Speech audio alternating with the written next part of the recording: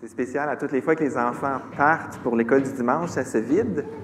Mais là, il y a beaucoup de monde, quand même. Amen. Bienvenue. Bienvenue. J'espère que vous vous portez bien. Comment va le temps dans les 40 jours avec Dieu?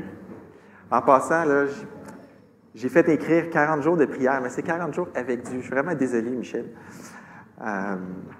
Dans toute mon étourderie, c'est pas de la prière, c'est pas quelque chose de religieux. Hein? C'est 40 jours d'intimité avec Dieu qu'on veut que vous passiez. Moi, cette semaine, il y a eu 2-3 journées où je n'ai pas pu prendre le temps avec les livrets. Donc, je me suis bourré la face une journée, comme on dit. J'ai pris plusieurs journées en même temps. Ça m'a vraiment nourri. C'est vraiment un temps riche. Donc, découragez-vous pas si vous avez manqué une journée ou deux. Vous pouvez les reprendre à d'autres moments. Vous pouvez les reprendre tout ensemble en même temps. Vous pouvez revisiter. Ce n'est pas interdit de revisiter une journée qui vous a béni.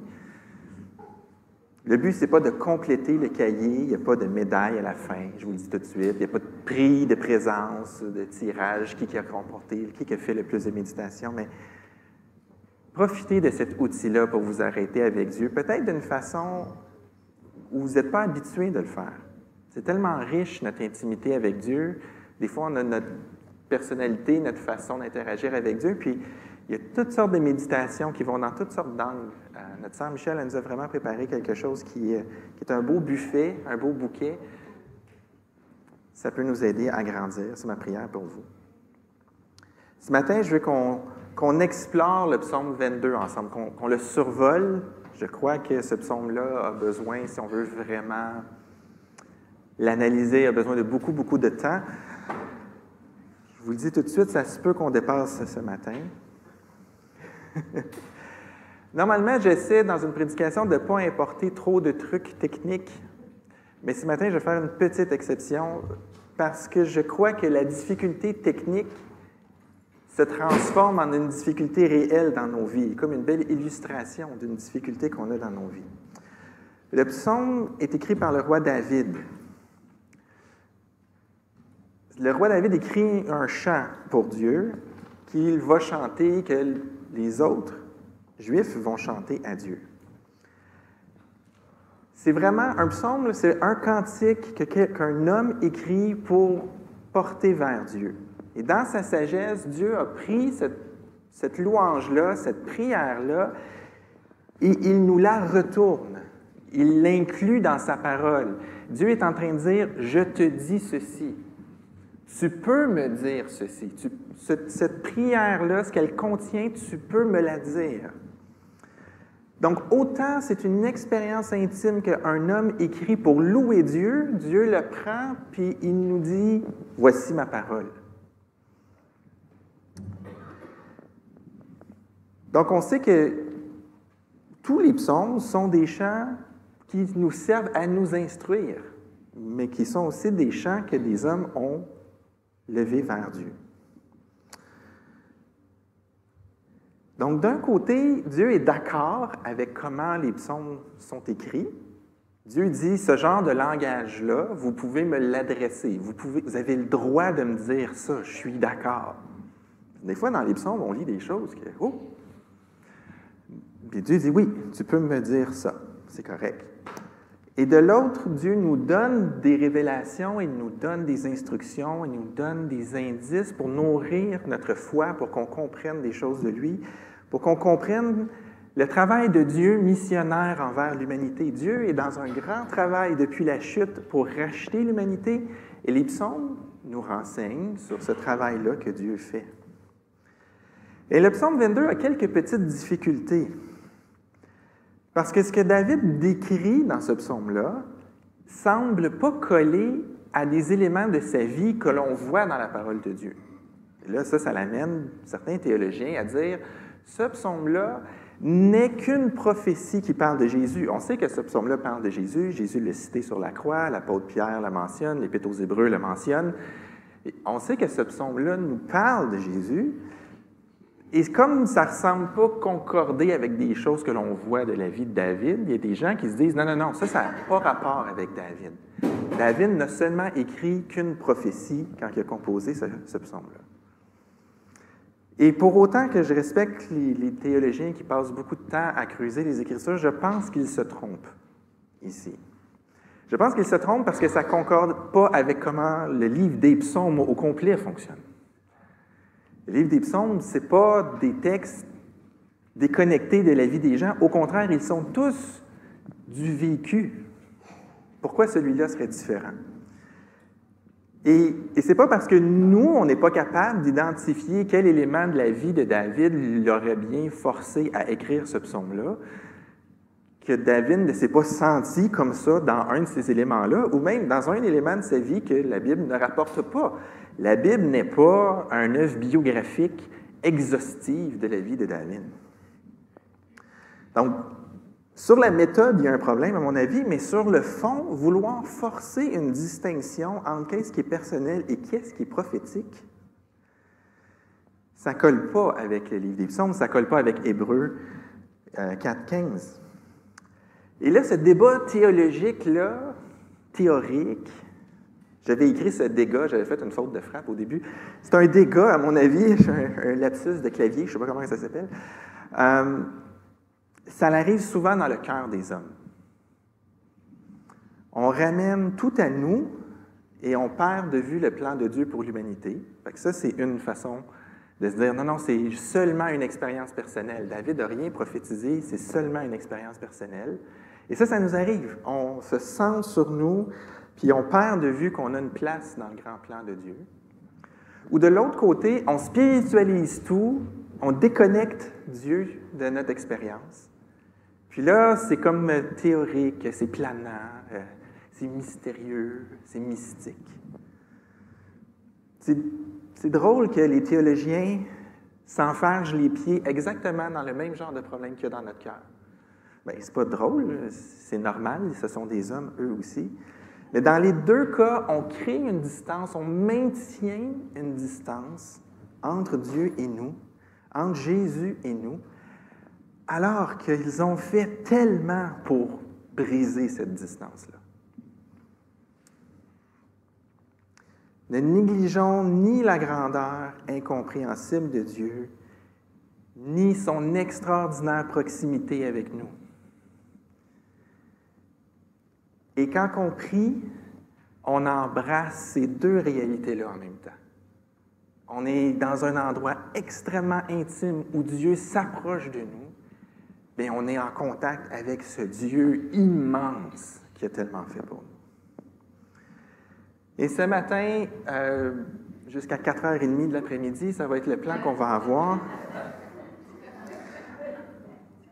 Honnêtement, là, je révisais puis je vois pas que... Donc, peut-être qu'on finira pas ce matin. OK? Puis peut-être que c'est ça, peut-être que la suite va être la prédication à la fin du mois, là, je ne sais pas. Il y a deux grandes parties dans le psaume. On va commencer par la première partie, puis après ça, Dieu voulant, on va attaquer la deuxième. Mon Dieu, pourquoi m'as-tu abandonné? Tu restes loin, tu ne viens pas me secourir malgré toutes mes plaintes. Parenthèse, on peut dire ça à Dieu. Dieu nous dit, tu peux m'adresser ce langage. Des fois, on culpabilise. On veut toujours dépeindre Dieu d'une façon positive, même dans notre vie de prière, puis on bloque ce qu'on veut vraiment dire à Dieu. Mon Dieu, pourquoi m'as-tu abandonné? Tu restes loin, tu ne viens pas me secourir malgré toutes mes plaintes. Mon Dieu, le jour j'appelle, mais tu ne réponds pas. La nuit, je crie sans trouver de repos. Pourquoi? Pourtant, tu es le Saint qui siège sur ton trône au milieu des louanges d'Israël. En toi, déjà, nos pères se confiaient. Oui, ils comptaient sur toi et tu les délivrais. Lorsqu'ils criaient à toi, ils étaient délivrés. Lorsqu'ils comptaient sur toi, ils n'étaient pas déçus. Mais moi, je suis un ver. Je ne suis plus un homme. Tout le monde m'insulte. Le peuple me méprise. Ceux qui me voient se rient de moi. Tous, ils ricanent en secouant la tête. Ils se confient en l'Éternel. Eh bien, que maintenant l'Éternel le délivre, puisqu'il trouve en lui son plaisir, qu'il le libère donc. De nombreux taureaux m'environnent. Ces fortes bêtes du Basan sont tout autour de moi. Ils ouvrent largement leur gueule contre moi. Ils sont comme un lion qui rugit et qui déchire. Je suis comme une eau qui s'écoule. Et tous mes os sont disloqués. Mon cœur est pareil à de la cire. On dirait qu'il se fond en moi. Ma force est desséchée comme un tesson d'argile. Ma langue se colle à mon palais. Tu me fais retourner à la poussière de la mort. Des hordes de chiens m'environnent. La meute des méchants m'assaille. Ils ont percé mes mains et mes pieds. Je pourrais compter tous mes os. Ils me regardent, ils me toisent, ils se partagent mes habits. Ils tirent au sort ma tunique. Mais toi, ô Éternel, ne reste pas si loin. Ô toi, ma force, viens en hâte à mon aide. Délivre ma vie de l'épée. Protège-moi de la fureur des chiens. Délivre-moi de la gueule du lion. Préserve-moi des cornes des taureaux.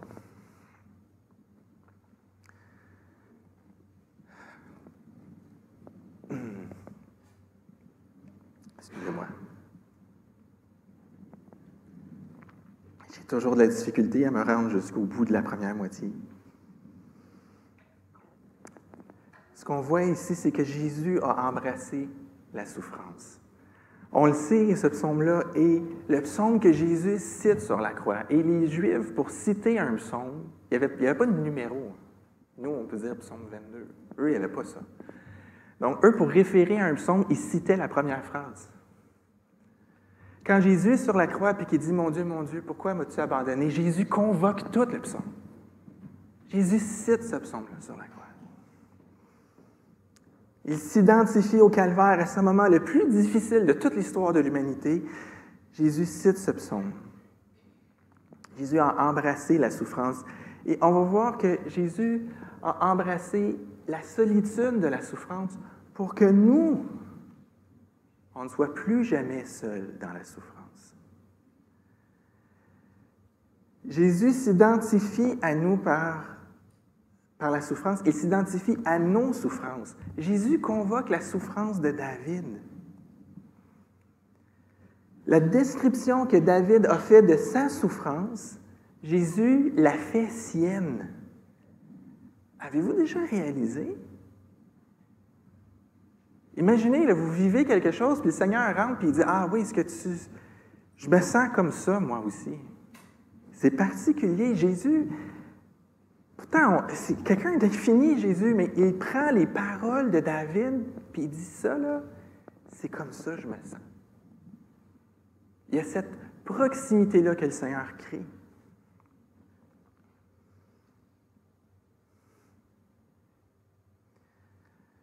On va regarder plus en détail comment cette portion-là de la souffrance fonctionne. Il y a des sections en toi, il y a des sections en je, moi, puis il y a des sections en toi, tu. Hein? Vous avez remarqué?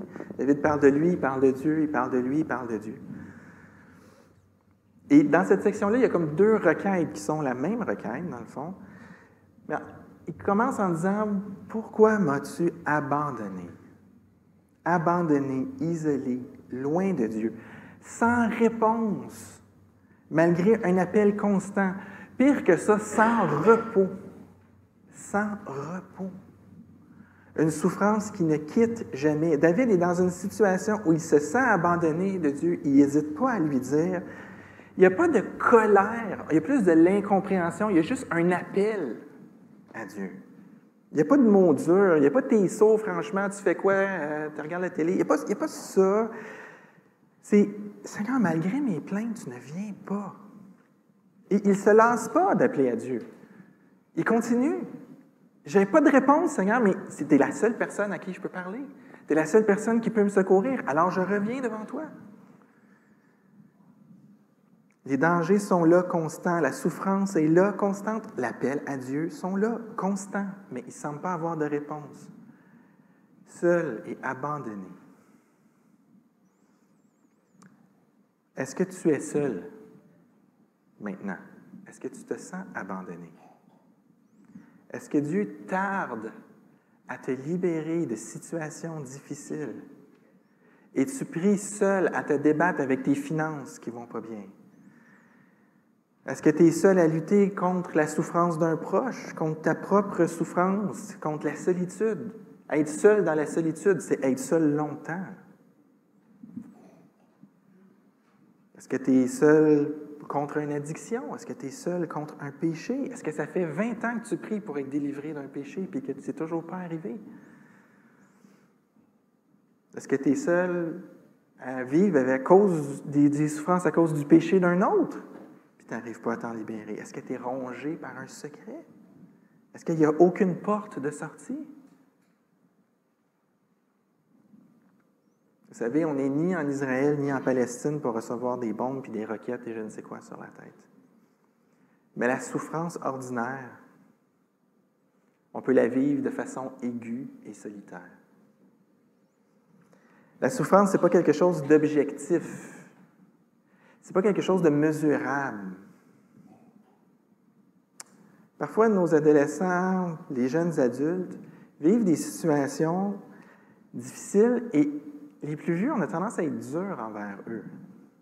Voyons, c'est une peine d'amour d'adolescent. Il y a plein d'autres filles, il y a plein d'autres gars. Voyons, reviens-en. Tu as toute une vie devant toi. Des fois, on rencontre des gens, puis la personne nous dit « C'est le pire jour de ma vie ». Parce que c'est un enfant, on a tendance à arriver et à lui dire « Le pire jour de ta vie jusqu'à maintenant ». Classique. Un père déconnecté de la vie affective de son garçon. Mais cette attitude stupide, on l'a parfois envers nous, on l'a entre nous, puis des fois on l'a envers nous-mêmes. Franchement, tu as vécu pire, tu vivras pire, d'autres vivent pire. Mais la souffrance, ça ne fonctionne pas comme ça. Ils ne s'équivalent pas, ils ne se mesurent pas. Primo Levi, c'était un chimiste juif qui a survécu au camp de concentration nazi. Et dans son livre, Si c'est un homme, il raconte, c'est fou ce livre-là, il dit « Les souffrances ne s'additionnent pas. Les souffrances se cachent une par-dessus l'autre. On est obsédé, on est contraint de vivre la plus grosse des souffrances que l'on a. Et si elle disparaît, c'est la souffrance en arrière qui apparaît. L'été, on avait faim, on n'avait rien à manger. On avait un pain puis une bolle de soupe avec un morceau de patate dedans par jour. On mourait de faim. L'été, on ne pensait qu'à la faim. L'hiver, on ne pensait qu'au froid. On n'avait plus faim l'hiver. Pourtant, on ne mangeait pas l'hiver. On avait seulement froid. La souffrance, c'est quelque chose de particulier. Soyons patients et compatissants avec la souffrance des autres et avec notre souffrance. Soyons patients. Et n'hésitons pas à demander à Dieu son secours. Ne méprisons pas la souffrance que l'on vit. Ah, Dieu a d'autres choses à faire. Dieu a pris la souffrance de David. Jésus a pris la souffrance de David puis il a dit, ça, c'est moi sur la croix. Demandons la délivrance pour notre frère et notre sœur qui vit une souffrance que peut-être que nous, on est tentés de voir comme pas si importante. On trouve que la personne exagère. C'est vrai qu'une bonne partie, des fois, de la souffrance que l'on vit vient de nos erreurs, de nos péchés ou de choses qu'on aurait pu éviter, mais ce n'est pas toujours le cas. Et indépendamment, la souffrance, elle est là.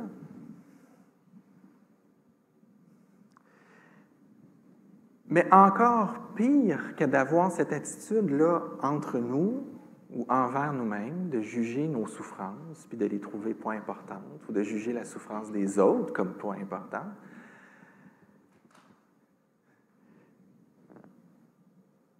c'est de penser que notre Père Céleste a le quotient intellectuel d'Homer Simpson. C'est de penser que notre Père Céleste trouve notre souffrance pas importante. Remarquez que dans le psaume, jamais David dit que Dieu ne le trouve pas important. David est convaincu que Dieu comprend, il est convaincu qu'il peut s'adresser à Dieu. Il n'est pas en train de dire à Dieu, « Ouais, dans le fond, je devrais peut-être arrêter de te déranger avec ça. Probablement que tu trouves que mes souffrances ne sont pas importantes, c'est pour ça que tu ne réponds pas. » Ne laissons pas cette fausse compréhension de la souffrance, s'appliquer à Dieu comme si Dieu jugeait notre souffrance pas importante. Ici, quand on pense que Dieu trouve notre souffrance insignifiante, ou qu'on pense qu'il nous trouve insignifiants, c'est parce qu'on n'a pas regardé la croix comme il faut. Ici, David crie son abandon et il s'attache à Dieu. Pourquoi s'adresser à Dieu nuit et jour si nuit et jour il n'a pas répondu? David dit, tu es le Saint. Tu es souverain, tu es sur ton trône. Tu as déjà délivré nos ancêtres. Ils n'étaient pas déçus. David se rappelle de ce que Dieu a déjà fait dans le passé. Et il en appelle à cette générosité que Dieu a déjà maintes fois démontrée. Parce que Dieu a agi pour nous dans le passé, demandons-lui d'agir pour nous encore. Est-ce que ça vous rappelle ce qu'on a vu la semaine passée? C'est au cœur de la prière, la fidélité de Dieu, le fait que Dieu est souverain, le fait que Dieu ne change pas, le fait que Dieu est intègre dans son amour. C'est pour ça qu'on s'approche de lui. Pour ça qu'on peut s'approcher de lui. Mais David vit une réalité différente de ses ancêtres. Au lieu d'être délivré, il est humilié. Il dit, moi, je ne suis même plus un homme. Je suis un ver.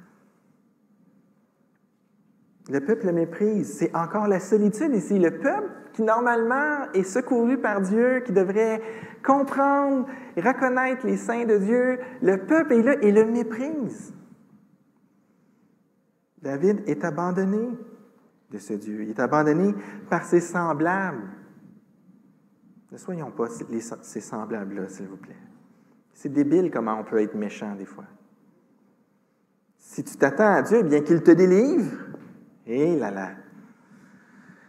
David, Job, ils se sont toujours attachés à la grandeur et à la bonté et à la justice de Dieu. Job, c'est pareil, il pétitionnait, il savait que Dieu allait lui donner une audience parce que Dieu est juste, puis lui voyait que sa situation n'était pas juste. On sait que Dieu est bon, continuons à pétitionner devant Dieu.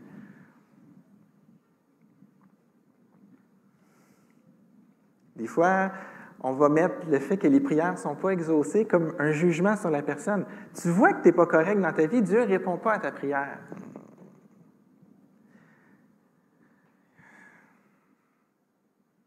C'est spécial parce que dans ce psaume-là, il y a beaucoup de souffrance, mais il n'y a aucun remords et il n'y a aucune confession de péché. Ce n'est pas très fréquent, ça, dans les psaumes. Je crois, je ne les ai pas toutes revérifiées, mais je crois que c'est le seul psaume où la souffrance n'est pas accompagnée d'une confession de péché. Comme pour notre Sauveur. C'est seulement de l'injustice et de la souffrance à l'état pur qui est là. Et c'est drôle parce que les ennemis de David lui rient de lui et puis dit « Confie-toi à l'Éternel » en disant, tu sais, dans le fond, Dieu t'a abandonné. Puis David pourrait crier, ils ont raison, tu fais rien. Mais c'est pas ça qu'il fait. À la place, qu'est-ce que fait David pour répondre à ça? Il s'en va parler de la tendresse de Dieu. Tu m'as mis sur le sein de ma mère en sécurité. J'ai été placé sous ta garde. Tu t'es occupé de moi quand j'étais tout petit. Vous êtes moniteur à l'école du dimanche? Vous faites le travail que Dieu a fait avec David. Vous vous occupez de jeunes enfants. Est-ce que Dieu s'occupe des poupons? Non, non, Dieu s'occupe des adultes. Non, non. La tendresse d'une maman, c'est la tendresse de Dieu. Avant même que sa mère le tienne dans ses bras, Dieu était le Dieu de David. Remarquez comment David lutte avec le désespoir. Il n'hésite pas à présenter sa souffrance à Dieu, mais il rappelle à Dieu et à lui-même quelle sorte de Dieu il est. Il replace devant ses yeux la personne de Dieu, les œuvres de Dieu, le soin de Dieu. Et après avoir présenté comme ça la réalité, et la réalité, c'est « Je souffre et tu es un Dieu de délivrance. Je souffre et tu es quelqu'un qui vient au secours de ceux qui souffrent. » Et un coup que ça, c'est la vraie réalité. C'est pas juste « Ah, Dieu, je t'aime, ah, je souffre, ah, Dieu, je t'aime. » Non, la réalité, c'est « Je souffre, Je le dis à Dieu, je le crie à Dieu, avec l'intensité avec laquelle je le vis. Dieu, tu m'as abandonné, mais tu es celui qui secourt. Et donc, reste pas loin de moi. Il n'y a personne qui vienne pour m'aider. Reste pas loin. Viens-t'en. Parce que je souffre, parce que tu es un Dieu qui délivre. Viens. Ça, c'est la requête de David. Viens, et je peux demander ça parce que je souffre et parce que tu es un Dieu qui délivre. La situation de David est vraiment hostile. Il retourne dans sa situation. Il est entouré de bêtes qui lui veulent du mal. C'est l'intensité qui est là. Et ils ouvrent la bouche, et ils rugissent contre moi, ils déchirent. Comment qu'il est? Il est sans force. Il n'est pas capable de répondre. Des fois, on n'est pas capable de répondre aux circonstances que l'on vit. David fond. Et c'est spécial parce que c'est des ennemis qui l'attaquent, c'est des circonstances difficiles qui sont là, puis au cœur de tout ça, David reconnaît la souveraineté. À la fin, il dit, « Tu me fais retourner à la poussière de la mort. » Seigneur, c'est ton œuvre, ça. C'est pas en dehors de tes mains, ça. Tu n'es pas dépassé par ça. C'est toi qui contrôles ces circonstances-là.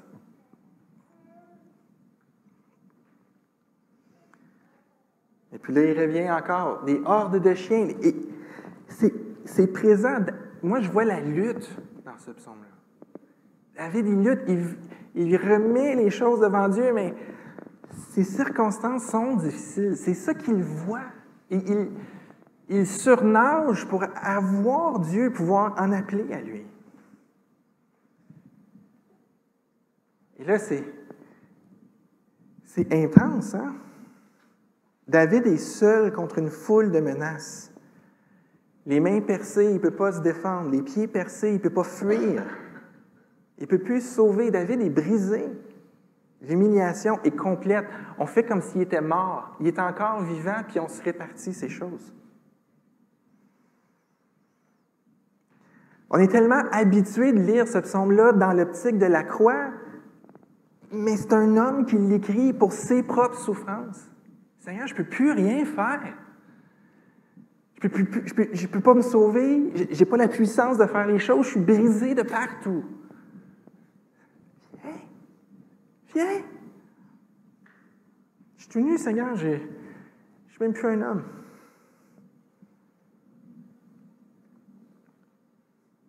Mais il n'est pas trop tard. Mets-toi, ô Éternel. Je ne vais pas m'en sortir par moi. Mais toi, Éternel. Toi, tu es ma force. Toi, tu es le Dieu de l'Alliance. Ma force ne vient pas de la mienne, elle est desséchée. Viens et délivre ma vie. Et c'est remarquable comment Jésus sur la croix vient puiser dans cette souffrance-là pour exprimer ce qu'il vit. Ça me dépasse. Notre Seigneur s'est identifié à la souffrance d'un homme.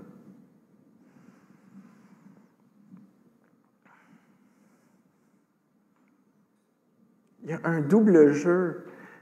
Au début, je vous disais, les psaumes, c'est des paroles d'hommes qu'on élève vers Dieu, que Dieu prend et nous retourne. Puis là, sur la croix, Dieu prend ces paroles d'hommes entérinées par Dieu, puis il les reprend comme un homme, puis il les remet devant Dieu.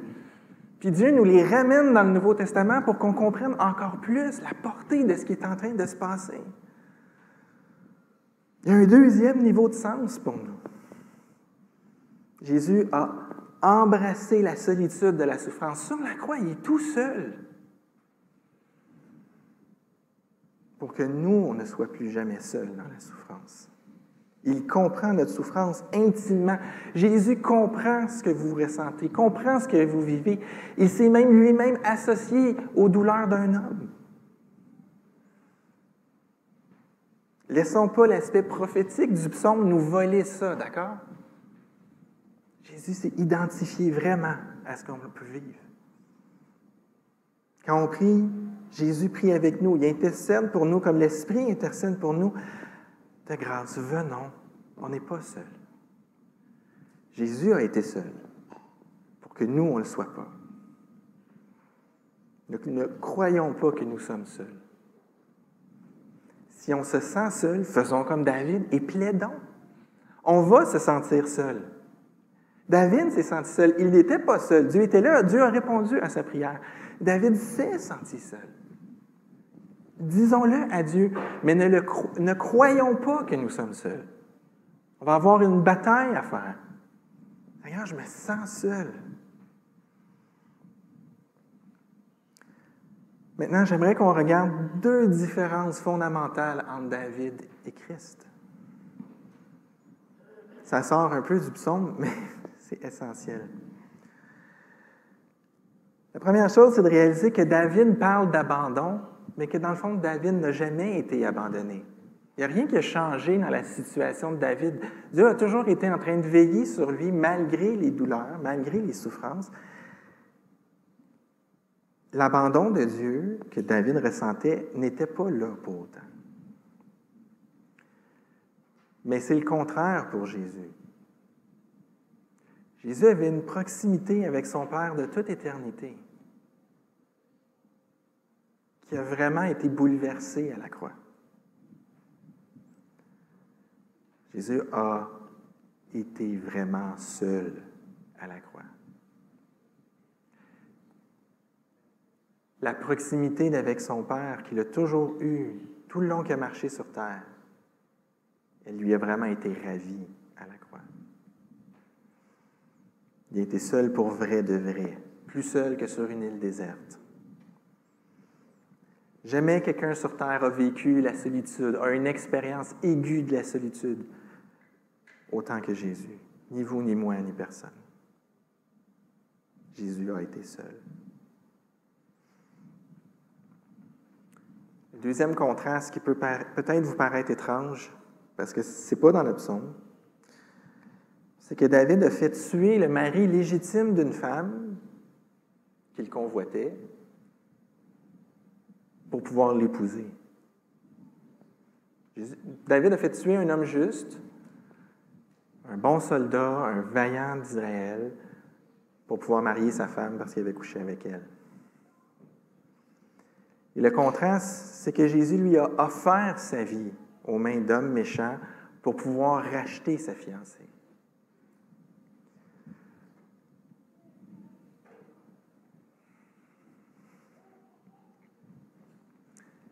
Ce que Jésus est en train de faire sur la croix, c'est de laisser sa vie pour nous, pour son Église. Pas juste pour nous individuellement, mais pour son Église.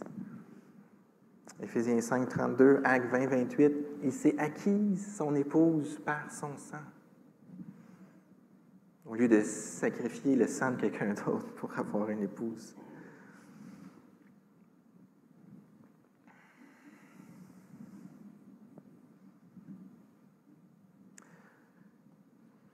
À ce point-ci, le psaume pivote. Et c'est la délivrance qui arrive.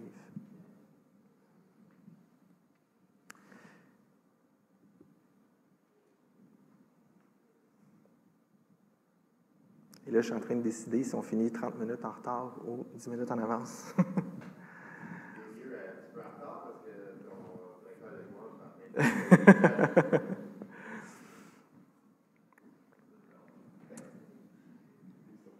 Tu m'as répondu.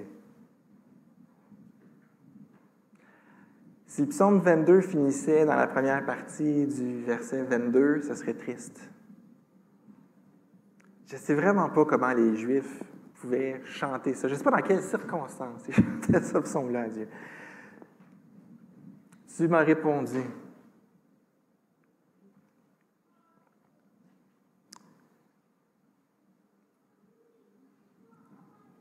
Je proclamerai à mes frères, quel Dieu merveilleux tu es, je te louerai dans l'assemblée. L'Épître aux Hébreux attribue ces paroles-là à Jésus.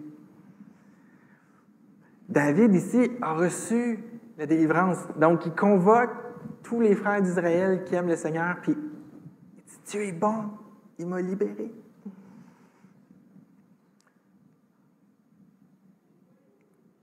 C'est intéressant parce que David ne retourne pas ici vers les hommes méchants qui riaient de lui. Il dirait, hein? Il m'a délivré? Non, il va chercher ceux qui aiment Dieu, puis il se réjouit avec eux. Il veut bénir Dieu. Il n'est pas à la recherche d'une vengeance, mais il est plutôt à la recherche d'une louange. Et il continue, « Vous tous qui craignez l'Éternel, célébrez-le, descendants de Jacob, glorifiez-le, descendants d'Israël, redoutez-le. Il n'a ni mépris, ni dédain pour le pauvre dans l'affliction.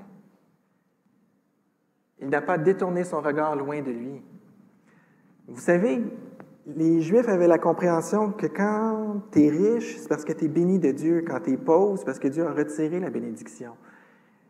Pour nous, là, ça semble un peu évident, on est habitué maintenant que Dieu prend soin des pauvres, mais ce n'était pas la compréhension. Et ici, tu n'as ni mépris, ni dédain pour le pauvre dans l'affliction, tandis que nous, on en a vraiment beaucoup. C'est un peu ça là, que David est en train de faire ici. Il reconnaît que Dieu n'a pas détourné son regard de lui parce qu'il était dans l'affliction. Il dit, « Seigneur, je t'ai dit que tu m'avais abandonné, mais voyez, dans le fond, il ne m'a jamais abandonné. Je te loue, j'accomplis mes vœux et les malheureux seront rassasiés. Grâce à toi, je te loue dans la grande assemblée. » Et c'est comme lorsqu'on faisait un vœu à l'Éternel, « Seigneur, lorsque tu vas avoir répondu à ma prière, je fais le vœu de faire telle chose. » Et quand le vœu était accompli, on amenait un sacrifice de communion. Et le sacrifice de communion, il y avait une partie qu'elle allait à Dieu, puis il y avait une partie qui était pour partager avec la communauté. Que les malheureux mangent et qu'ils soient rassasiés. Le sacrifice de communion, le sacrifice de partage que David fait va nourrir les foules. Et c'est intéressant de penser que Jésus nourrit les malheureux.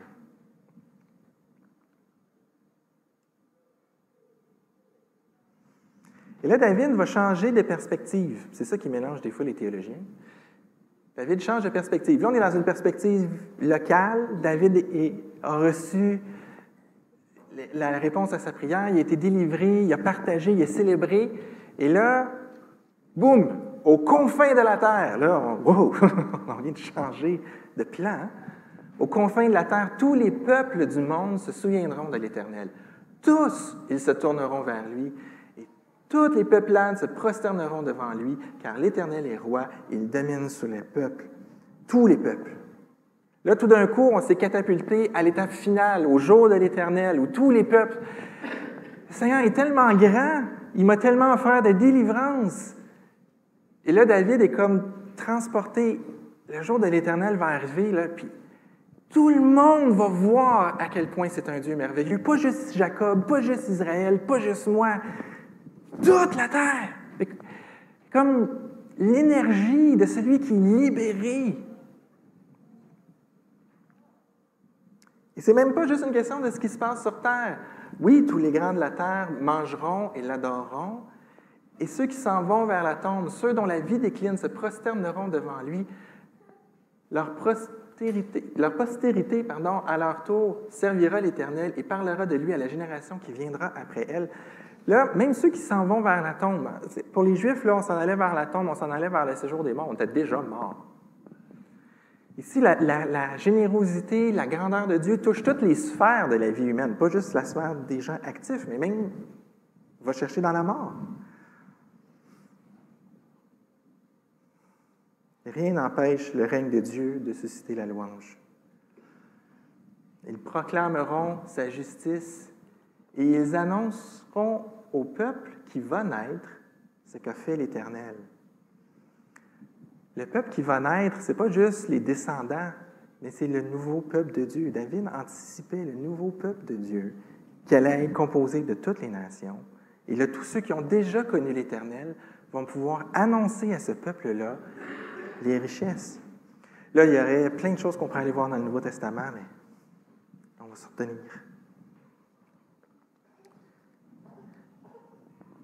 Jésus a embrassé la solitude de la souffrance pour qu'on ne soit plus jamais seul dans la souffrance. Et là, j'avais dit qu'il y a deux sens à notre absence de solitude. On n'est plus jamais seul parce que l'on a un roi qui s'est identifié vraiment à nos souffrances et qui est avec nous dans nos souffrances. Donc, on n'est pas seul dans nos souffrances. On n'est plus jamais seul. Non, jamais tout seul. Bon, ça y est, on n'a plus de personnes qui nous suivent sur Internet. Mais on n'est plus seul. Plus jamais. Parce qu'on a un roi qui comprend nos souffrances. Vraiment, il ne les regarde pas de haut. On ne prie pas notre Père Homer Simpson. On prie notre Père qui comprend notre souffrance. On prie Jésus qui comprend notre souffrance. Mais on a aussi un roi qui nous a transformés dans son peuple. Donc, on n'est pas seul dans notre souffrance parce qu'on a quelqu'un qui nous comprend, puis on n'est pas seul dans notre souffrance parce que Dieu nous place avec des frères et des sœurs dans son royaume, des gens qui ont été compris comme nous, on a été compris, qui peuvent comprendre. On est habité de l'Esprit de Dieu. On peut compatir à la souffrance des autres afin qu'on ne soit plus jamais seul. T'es célibataire, orphelin, t'as pas d'amis, t'as une église. T'as plein de frères et sœurs. T'as plein de mères, t'as plein de pères. Frères et sœurs, au cœur de nos souffrances quotidiennes, petites ou grandes, on sait qu'on est compris de Jésus, on sait qu'il connaît la souffrance, qu'il sait c'est quoi de souffrir, il connaît notre douleur, il s'y identifie. Alors, ne laissons pas une mauvaise vision de notre valeur ou de notre compréhension de sa valeur, une mauvaise compréhension de l'ampleur du sacrifice de Jésus, nous laisser croire que Dieu nous met sur le banc de touche, que Dieu ne s'intéresse pas vraiment à nous, qu'on n'est pas vraiment important, si important que ça. Jésus a été abandonné de Dieu pour que l'on sache pour vrai, dans le fond de nos tripes, que l'on ne sera jamais abandonné de lui. Il a payé cher pour qu'on obtienne ce privilège. Est-ce que tu reconnais que Jésus a été brisé à cause de tes péchés? Est-ce que c'est quelque chose? Oui, Seigneur, je sais, tu as été abandonné de ton Père à cause de mes fautes. Ce que Jésus veut pour toi, c'est que tu te repentes et que tu viennes à lui. Il ne rejette pas le pauvre, il ne rejette pas l'indigent. Il ne rejette même pas un homme qui commet 2 fautes qui auraient dû être lapidées. Il ne rejette pas un homme comme David qui se brise devant Dieu, qui lui demande pardon. Il ne rejette pas ni toi ni moi qui vient avec un cœur repentant. Ça fait 3 semaines que tu n'as pas prié. Viens à lui. Il a tout fait pour pouvoir t'accueillir. Viens à lui. Il ne rejette pas celui qui lui criait des insultes lorsqu'il était cloué sur la croix. Jésus est en train de se faire clouer, est en train de se faire percer. Il se faisait crier des insultes, on lui crachait dessus. Et ce qu'il implorait, c'était le pardon de Dieu pour ces gens-là. Ces gens-là sont tellement pas conscients de qui ils ont devant eux, Père. Pardonne-leur, ils ne comprennent pas ce qu'ils font. Jésus accueille les gens au moment même où ils sont en train de le mépriser. Viens à lui. Il ne rejette pas Pierre qui le renie 3 fois. Il ne rejette pas Pierre qui s'endort au lieu de prier pour lutter.